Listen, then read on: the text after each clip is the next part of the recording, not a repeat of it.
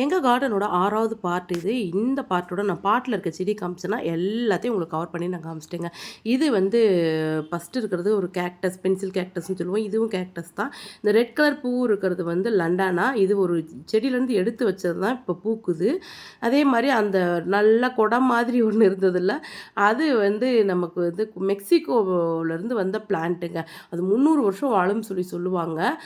அது ஏற்கனவே நான் ஷார்ட்ஸில் போட்டிருக்கேன். அதே மாரி பந்தானஸ், அப்புறம் ஸ்பைடர் பிளான்ட் இதெல்லாம் வச்சுருக்கேன். இந்த சின்ன சின்ன பாட்டில் இருக்கிறது எல்லாமே மேக்ஸிமம் ஸ்பைடர் பிளான்ட், பந்தானஸ் இருக்கும். இந்த காம்பவுண்ட் மேலே இருக்கிறது கிறிஸ்மஸ் பிளான்ட், அப்புறம் இது வந்து ஸ்னேக் பிளான்ட், இந்த மாதிரி பிளான்ட்ஸ் எல்லாம் இதில் இருக்குது. லில்லி அதெல்லாமே நான் மேலே காம்பவுண்ட் மேலே இருக்க பாட்டில் வச்சுருக்கேன். இது வாஸ்து பிளான்ட், நல்லா பிங்க் கலர் பூ முள்ளோடு நிறைய பூக்கும்.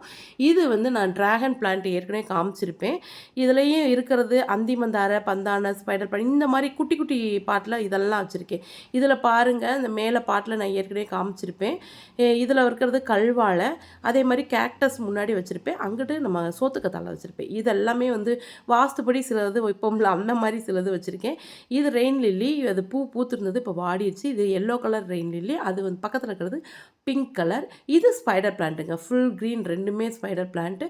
மேலே பாட்டில் அதே மாதிரி இந்த சைடும் வச்சுருப்பேன். அந்த வாஸ்து பிளான்ட், அந்த பிங்க் கலர் பூ வர்றது கிறிஸ்மஸ் பிளான்ட், அதே மாதிரி இந்த ட்ராகன் பிளான்ட். இதெல்லாம் வரிசையாக இங்கிட்டு 3 அங்கிட்டு 3 அந்த மாதிரி வெளியில் காம்பவுண்டுக்கு வெளியில் பார்த்தீங்கன்னா இது எல்லாமே பக்கத்தில் வந்து போகிறது ஃபுல்லாக என்னன்னு உங்களுக்கு தெரியும். ஏற்கனவே போட்டிருப்பேன் டிச் இருக்குது. அதுக்கு ஃபுல்லாக ஒட்டி வந்து நான் நித்திய கல்யாணி வச்சுருக்கேன். இது விதை விழுந்து தானாக வந்த செடி.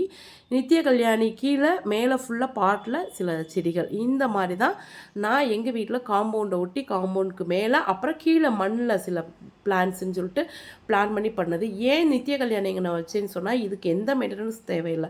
சும்மா செடி விதை விழுந்து தானாகவே வந்துக்கிட்டே இருக்கும், பூக்கள் இருக்கும், பார்க்குறதுக்கு முன்னாடி அழகாக இருக்கும். ஏன்னா சாக்கடையாக இருக்கா, நம்ம ஃபுல்லாக கவர் பண்ணவும் முடியாது.